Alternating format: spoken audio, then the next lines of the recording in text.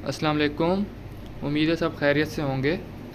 तो जो हम कर रहे थे टॉपिक ऑसिलेशन, जिसमें जो है हमने मास स्प्रिंग सिस्टम और सिंपल पेंडुलम कर लिया था। इस वीडियो में जो है हम करेंगे simple harmonic motion and uniform circular motion and also energy changes.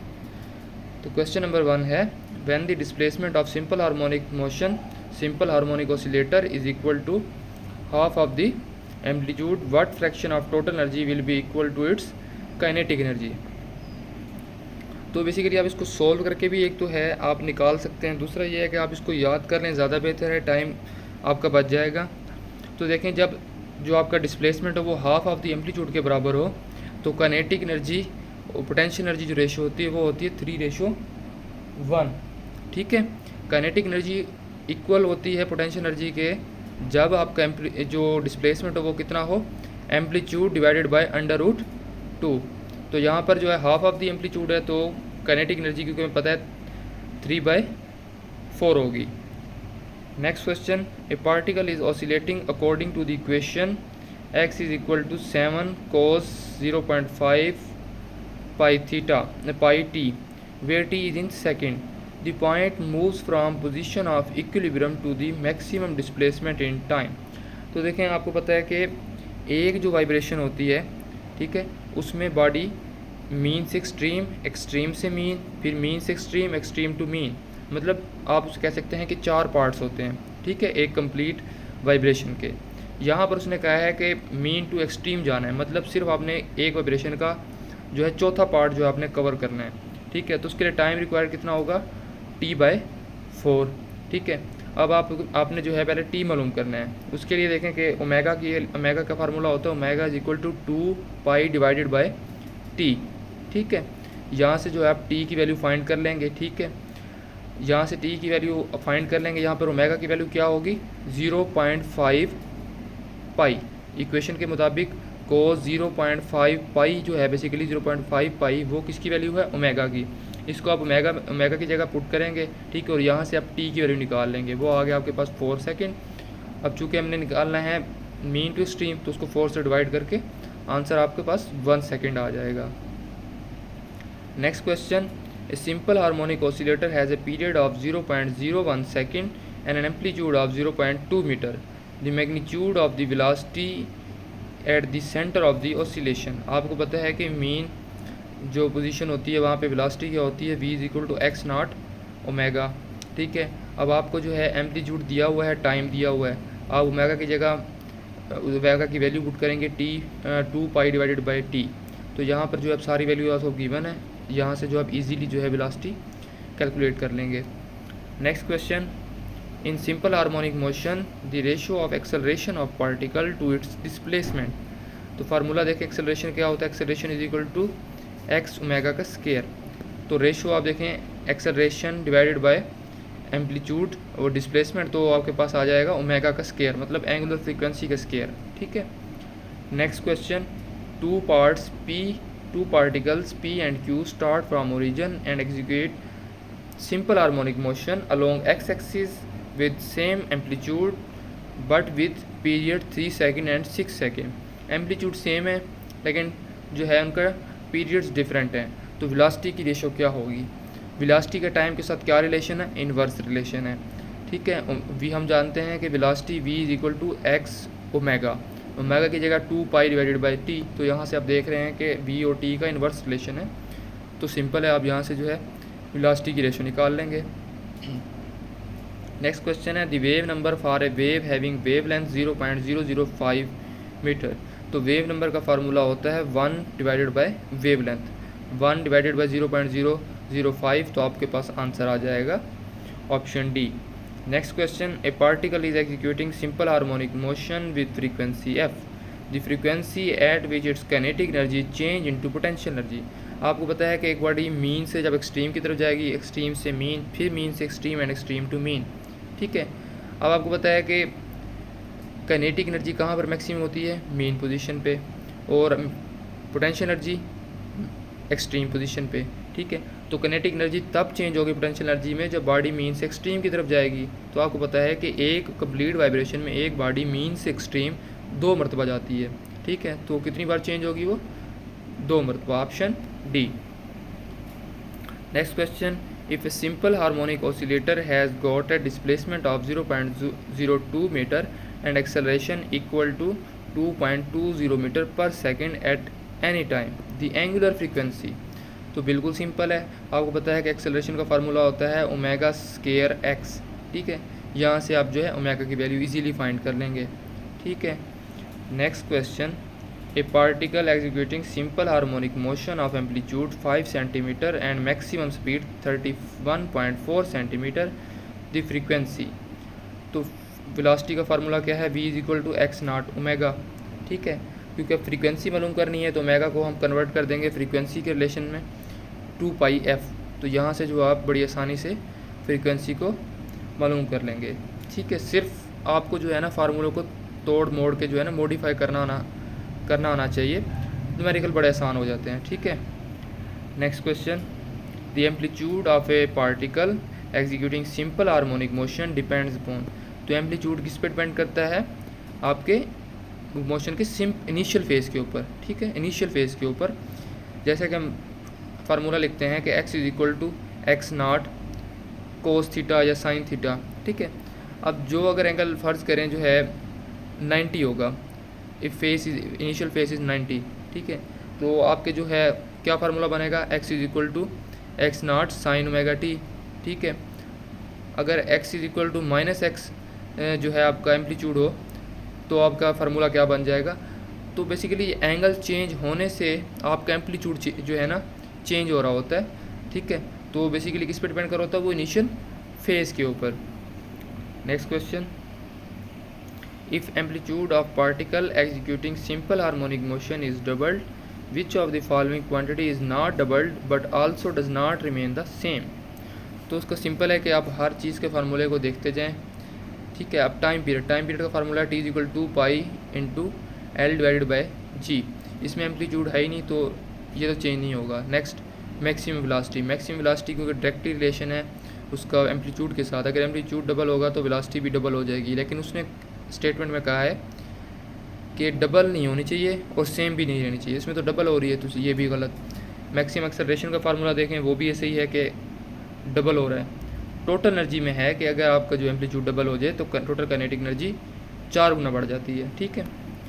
Next question, the time period of simple harmonic motion depends upon दी।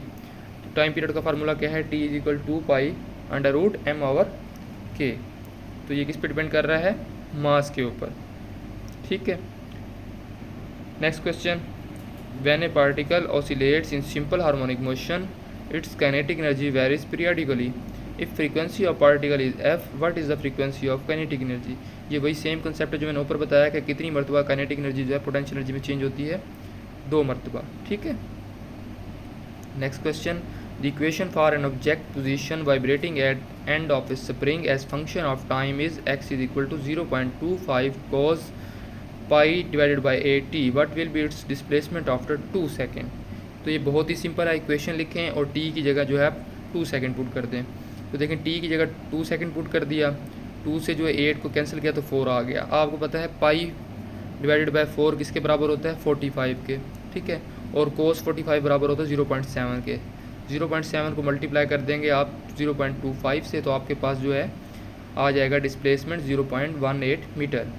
पंजाब ये बेसिकली जो है पंजाब की टेक्स्ट बुक की एक्सरसाइज का न्यूमेरिकल है, ठीक है। Next question, the displacement travelled by a particle performing simple harmonic motion having amplitude a during time interval equal to its periodic time. तो आप देखें कि एक जो सिंपल हार्मोनिक मोशन है उसमें इनिशियल और फाइनल पोजीशन सेम होती है, इसलिए जो हम उसमें डिस्प्लेसमेंट क्या ले रहे होते हैं, 0। लेकिन डिस्टेंस में क्या होता है, 4 टाइम्स एम्पलीट्यूड, ठीक है। Next question, average velocity of A particle executing simple harmonic motion in 1 complete vibration. तो आपको पता है कि जो वेलोसिटी होती है वो किसके बराबर होती है, एम्पलीट्यूड, ठीक है। एम्पलीट्यूड के डायरेक्टली प्रोपोर्शनल होती है ना, सॉरी डिस्प्लेसमेंट के डायरेक्टली प्रोपोर्शनल। तो आपको पता है कंप्लीट वाइब्रेशन में डिस्प्लेसमेंट तो 0 होगा, जब डिस्प्लेसमेंट 0 होगा तो एवरेज वेलोसिटी भी क्या हो जाएगी आपकी, 0, ठीक है। Next question, velocity and acceleration of a particle performing simple harmonic motion have a steady phase relationship. The acceleration shows a phase led over the velocity of. तो देखें एक्सेलरेशन और जो वेलोसिटी, एक्सेलरेशन आपका मैक्सिमम कहाँ होता है, extreme position पे, और वेलोसिटी मैक्सिमम होती है आपकी मीन पोजीशन पे। तो इन दोनों में जो फेस जो आपके पास होता है, फेस डिफरेंस, वो होता है आपका पाई बाय टू इनमें होता है फेस डिफरेंस। ठीक है, इसको बेसिकली आप प्रूव भी कर सकते हैं ग्राफ बना के, ठीक है ना। तो सिंपल आप याद रख लें कि पाई/2 का फेस डिफरेंस होता है वेलोसिटी और एक्सेलरेशन में, ठीक है। और एक्सेलरेशन और डिस्प्लेसमेंट में कितना फेस डिफरेंस होता है, 180 का, ठीक है। Next question, at time t is equal to 0 a body performing simple harmonic motion is at mean position. When t is equal to t/4 it will be at extreme position, ठीक है। t/4 body कहाँ होती है, extreme position पे। ये simple है, आपको पता होना चाहिए कि टाइम गिवन हो तो बॉडी मीन पोजीशन पे होगी या एक्सट्रीम पोजीशन पे होगी। इसके अलावा जो है एंगल कितना होगा, ठीक है। ये जो है topic simple harmonic motion and uniform circular motion में है, तो काफ़ी इंपॉर्टेंट है, इसको आप जो है अच्छे से करना। Next question, a simple harmonic oscillator has a time period of 10 seconds which equation relates its acceleration and displacement. तो एक्सेलरेशन का फार्मूला और डिस्प्लेसमेंट का जो रिलेशन है वो क्या है, acceleration is equal to minus omega square x, ठीक है।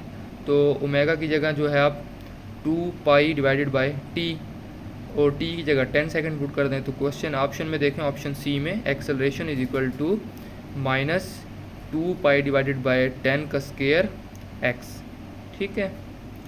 Next question, period of angular frequency and time period t will be. तो टाइम पीरियड का फार्मूला क्या होता है, t is equal to 2 pi divided by omega. T को जो है आप एंगुलर फ्रीक्वेंसी मतलब ओमेगा से मल्टीप्लाई करेंगे तो आंसर क्या आ जाएगा, 2 पाई, ठीक है। Next question, distance and displacement travelled by a vibrating body in a time equal to 3t divided by a where t is the period of vibration। तो देखें 3t/4 कब होता है कि जब बॉडी आपके मीन से एक्सट्रीम की तरफ और एक्सट्रीम से फिर आपके मीन की तरफ और मीन से फिर एक्सट्रीम, मतलब उसने जो है एक वाइब्रेशन के 3 पार्ट्स जो हैं कवर कर लिए हों, ठीक है। अब आपको पता है कि डिस्टेंस कितना होगा, जितना बॉडी ने जो पाथ उसका पाथ लेंथ होगी उतना होगा, और मतलब उसने 3 टाइम एम्पलीट्यूड कवर किया तो डिस्टेंस का हो जाएगा 3x0, ठीक है। लेकिन जो डिस्प्लेसमेंट होता है, अब एक बॉडी मीन से एक्सट्रीम तरफ गई फिर एक्सट्रीम से मीन की तरफ आई तो उसका एम्पलीट्यूड क्या, डिस्प्लेसमेंट क्या हो गया, 0, क्योंकि मीन और एक्सट्रीम पोजीशन सेम है। फिर जब दोबारा वो मीन से एक्सट्रीम की तरफ जाएगी फिर उसका एम्पलीट्यूड कितना हो जाएगा, डिस्प्लेसमेंट x0, ठीक है। उसका डिस्प्लेसमेंट क्या हो जाएगा, x0, और डिस्टेंस क्या हो जाएगा, 3x0, ठीक है। Next question, the resultant of 2 simple harmonic motion is also simple harmonic motion if the 2 vibrating body have same. तो ये पंजाब की टेक्स्ट बुक के शॉर्ट क्वेश्चन है।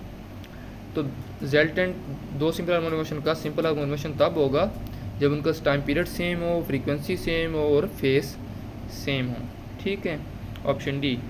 Next question, for what displacement the potential energy become 1/4 of its maximum value. ये मैंने बताया था कि जब डिस्प्लेसमेंट जो हो वो एम्पलीट्यूड के हाफ के बराबर हो तो kinetic energy to potential energy ratio क्या होती है, 3:1, मतलब काइनेटिक एनर्जी होगी 3/4 और पोटेंशियल एनर्जी होगी 1/4, ठीक है।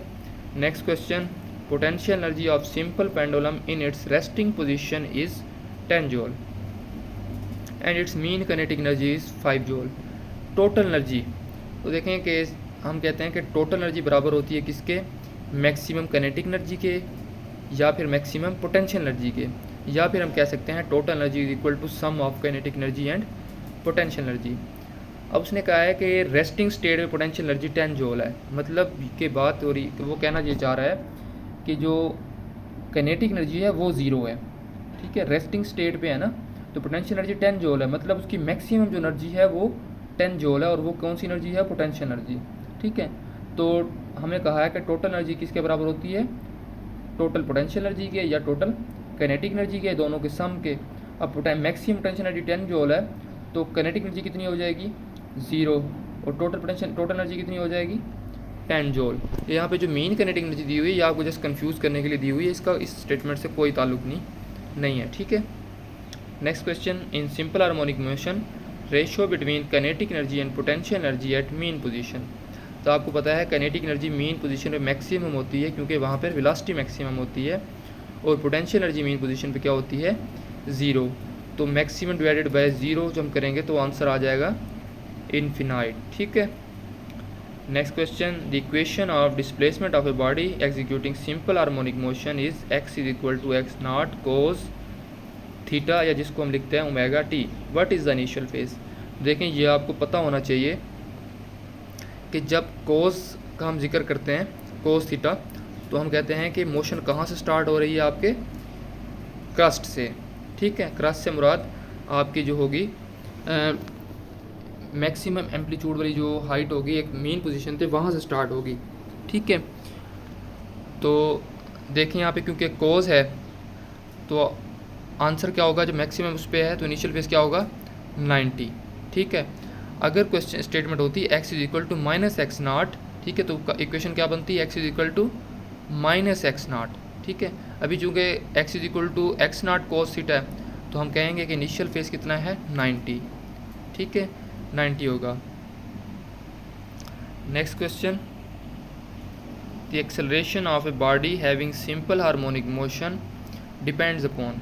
तो हमें पता है कि सिंपल हार्मोनिक मोशन की जो डेफिनेशन है वो क्या है, ए जो है एक्सेलरेशन जो है वो directly proportional to the displacement and in the opposite direction.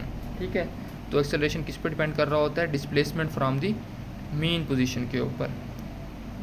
Next question, the velocity of a particle undergoing simple harmonic motion is v at mean position. If its amplitude is tripled, the velocity at mean position will be। तो velocity का formula है amplitude multiply angular frequency. तो अब अगर amplitude triple कर रहे हैं तो वेलोसिटी भी कितनी हो जाएगी, tripled, option b. Next question, time required to reach a body from mean to extreme point is 0.2 second. Frequency of vibration, तो फ्रीक्वेंसी का फार्मूला क्या होता है, number of vibration divided by time. तो आप देखें कि नंबर ऑफ वाइब्रेशन कितनी है। अब उसने कहा है मीन टू एक्सट्रीम पोजीशन, मतलब कि एक वाइब्रेशन का चौथा हिस्सा उसने कवर किया है, तो नंबर ऑफ वाइब्रेशन कितनी हो जाएंगी, 1/4, और टाइम कितना दिया हुआ उसने 0.2, तो उसे जो हम डिवाइड कर देंगे आंसर आ जाएगा 1.25 सेकेंड, सॉरी अपना जो है हर्ट्ज़। ठीक है, या पर सेकंड भी हम इसे कह सकते हैं। Next question, at what instant acceleration of body is x not omega square divided by 2। मतलब वो पूछना चाह रहा है कि इस इंस्टेंट पे जो है आपकी जो एक्सेलरेशन है वो हाफ हो जाएगा।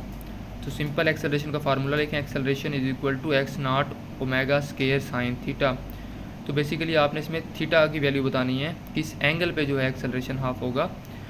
तो देखें इसमें अगर जो आपको पता होना चाहिए कि साइन की किस वैल्यू, साइन मतलब कौन से एंगल पे साइन की वैल्यू वो हाफ हो जाती है, तो साइन 30 जो है वो हाफ के बराबर होता है। ठीक है, और 30 आपको पता है किसके बराबर होता है, π/6 के बराबर भी लिख सकते हैं इसे। अब π/6 का इसका रिलेशन टाइम के साथ फाइंड करने का सिंपल तरीका ये है, पाई की जगह टी लिख दें।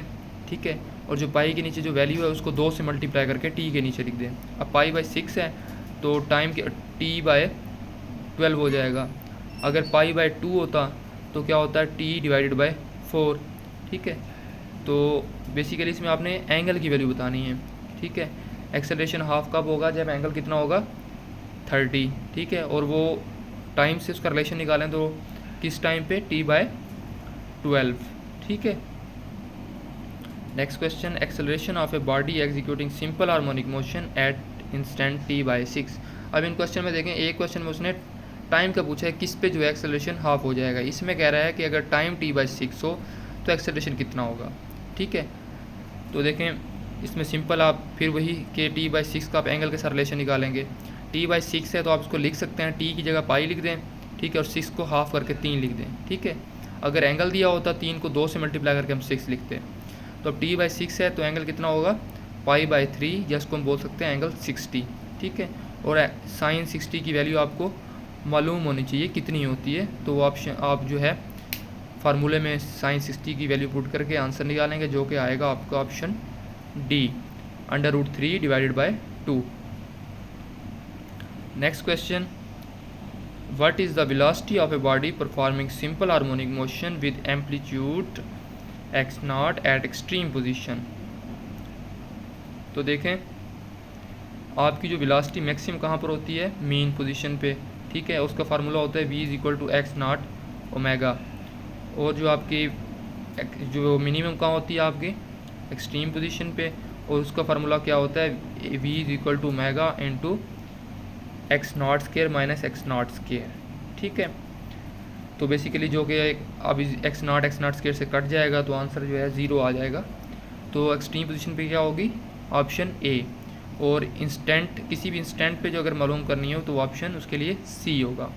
तो ये फार्मूला आपके मालूम होने चाहिए, ये एमसीक्यूज़ में आते हैं, ठीक है।